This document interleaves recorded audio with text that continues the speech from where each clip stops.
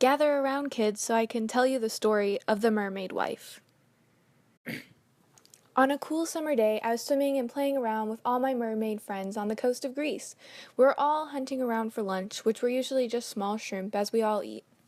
Humans don't know about mermaids, so whenever humans come around, we grab our skins and transform into seals. I was kind of in my own world, just floating around the normal, and enjoying the breeze and clear sky. I was daydreaming about a human life. I always wanted to know what it would be like to be a human. And all of a sudden, my fellow mermen and merwomen started scrambling around and grabbing their skins to change into seals as fast as possible. I was so confused and did not notice the problem around us. However, by the time everyone was gone, I could not find my skin. I soon saw a handsome man with shiny black hair and crystal blue eyes that caught my immediate attention, and he was walking fast towards me.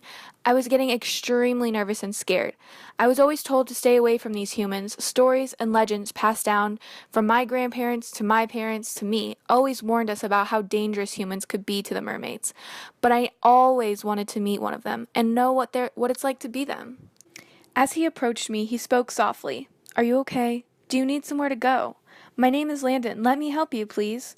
I didn't know what to say. I just stared at him in his big eyes blankly until he insisted that I come with him, and he told me that he would keep me safe. As time had gone on, we got married, and we had all these human things at the wedding that I had never seen in my life before. I think one of them was called cake. It was very interesting. Oh, and I learned that flowers have different smells. My first wedding with my merman husband was completely different. I learned so many different human things over the years.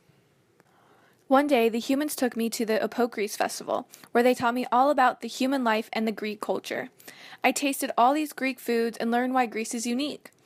My favorite food was this bread type of thing with spinach and cheese inside of it. It was delicious. As the years went on, we had 3 children. Like I said, I definitely learned a lot. 2 girls and 1 boy. They all had dark brown hair like their father and light blue eyes like I. I loved my children dearly. They were the joy of my world and always kept me on my toes. I always missed my real home in the sea, though, where I really belonged with my family and my friends. My first husband, your father, came to visit me often, and I would have to sneak away from my daily responsibilities to see him and spend time with him. I was never sure of how to get back to the sea with everyone again because I had lost my skin. However, one day I was doing my regular routine around our exquisite home. I had just finished sweeping off the back porch when Annie, my youngest daughter, came running up to me yelling, "Mama, Mama, look what I found!" I was astonished by what I was seeing with my own 2 eyes. It was my very own seal skin that I thought I had lost many, many years ago. Annie kept asking what it was, but all I could think about was how I was finally free. I could finally go back to sea. Of course, the thought that I would be leaving my family behind crossed my mind, but my other, real family was waiting for me back home. I did not belong here, on land, with humans. I belonged in the sea, swimming with my family. I didn't think twice. I ran to the sea, immediately tossing on my skin, to return to my homeland. When Landon came sprinting down the edge of the water, I could tell by the look on his face that he was extremely disappointed and very confused. I was swimming back to sea with my first husband, Philip. I left Landon with the few words, "I love you and our family dearly, but I have always loved Philip more. I belong in the sea with him and my family. I wish you the best and take care of the children."